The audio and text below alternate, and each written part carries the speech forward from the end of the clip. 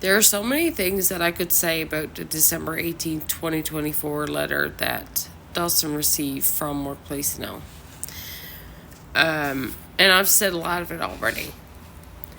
Now, I'm going to try to sum up a little bit more of it and the issues with it, because, as I said many times, it begins with, "Thank you for your email dated December 9th, 2024. Upon review of your claim file, a detailed information letter was provided to you on October 30th, 2024, outlining the status of your claim."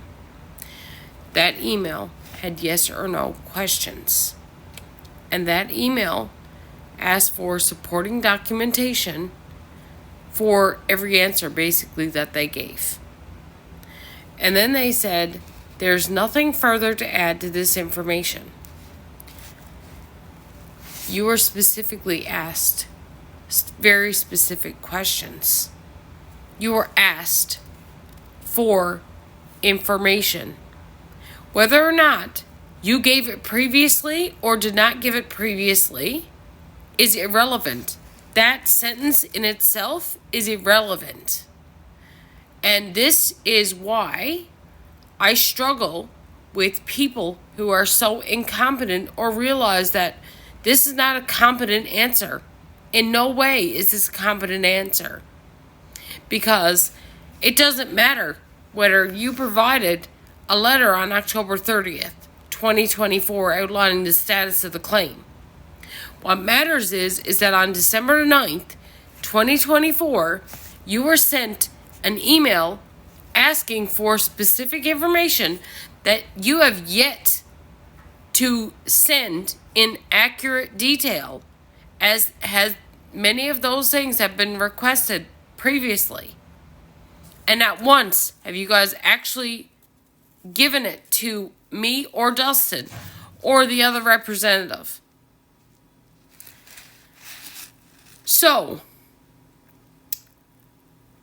you guys say you reviewed the claim file. There is no way that you are reviewing that file. There's no way. There's too much evidence out there on my social media accounts that prove there was no review of that claim. Because at some point, we would have gotten a letter that said, "We have corrected the fact that we reported that Dustin worked the day before his reoccurrence of August the 5th, 2019, to he did not work the day before." We would have received that letter.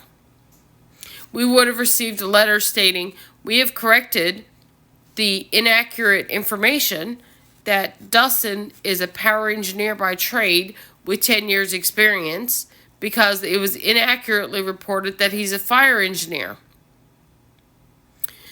It would have been recorded that you guys had received the unfair results and that you guys were reviewing those unfair results to determine how much compensation he was now owed, as unfair results are illegal underneath Section 20-4 and underneath Section or Policy EL01, Merits and Just.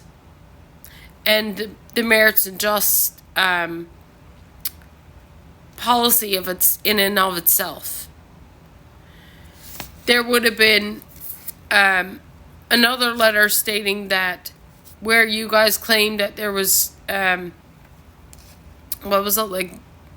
sign of meniscus tear, and then saying that there was, and there's multiple instances where you do not correct yourselves from mistakes on what the actual injury is. And it's all over the place. Then there's the fact that you didn't weigh the chiropractor report at all. We would have received a letter saying, "We're sorry, we did not review the chiropractor report in the weight of evidence." We haven't received that letter. When the chiropractor report has the most weight of evidence for everything that Dustin's trying to get covered underneath chiro and physio. So, again, you guys continue to put false information in these letters. And there's nobody holding you guys to account. Reading these letters is like listening to a child who's failing. Why is it that we promote passing and we promote yes or no direct answers when asked in a school system? But yet, when you guys get out in a job, in an actual job, what you learned in school, you never do. And you think that's appropriate. And then you guys are probably complaining about the poor education that your children are getting. What do they need education for?